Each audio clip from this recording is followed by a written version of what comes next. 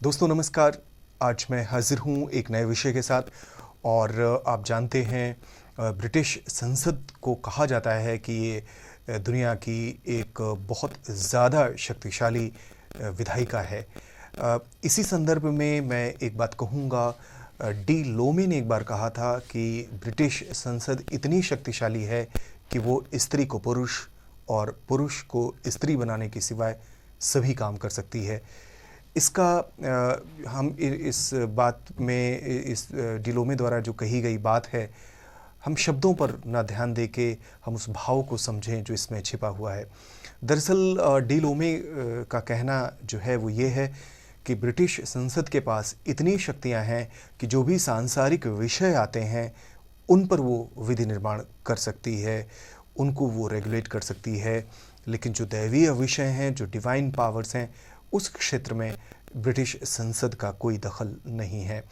दरअसल ब्रिटिश राज व्यवस्था ही कुछ अलग प्रकार की है। अगर आप देखें तो वहाँ पर सर्वोच्च न्यायालय जैसी जो संस्था है वो मौजूद नहीं है, जैसा कि भारत में है और संयुक्त राज्य अमेरिका में है।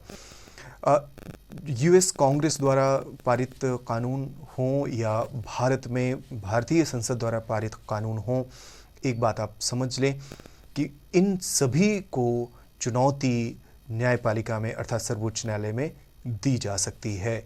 और अगर सर्वोच्च न्यायालय को ये आभास होता है, सर्वोच्च न्यायालय ये पाता है कि जो कानून बनाए गए हैं विधायिका के द्वारा वो विधि सम्मत नहीं है, वो संविधान सम्मत नहीं है, तो उस परिस्थिति में न्यायपालिका उस कानून को अवैध घोषित कर सकती है। ब्रिटेन में ऐसा कुछ नहीं है।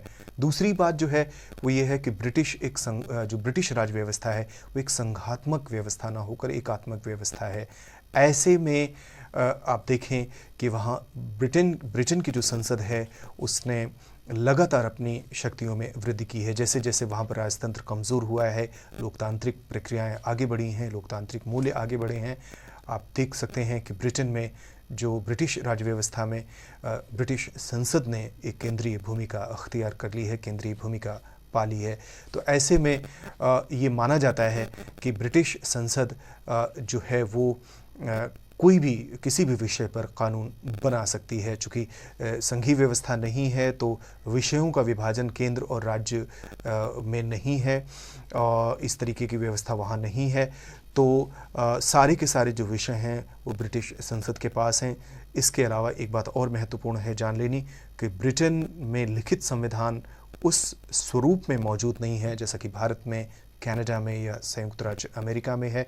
तो इस परिस्थिति में ब्रिटिश संसद जो भी कानून बनाती है वो एक तरह से अंतिम ही होता है।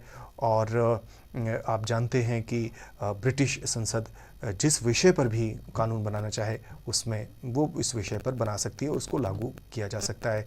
तभी डिलोमे कहते हैं कि ब्रिटिश संसद इतनी शक्तिशाली है कि वो स्त्री को पुरुष और पुरुष को स्त्री बनाने के सिवा वो सारे क्षेत्रों में विधि निर्माण कर सकती है।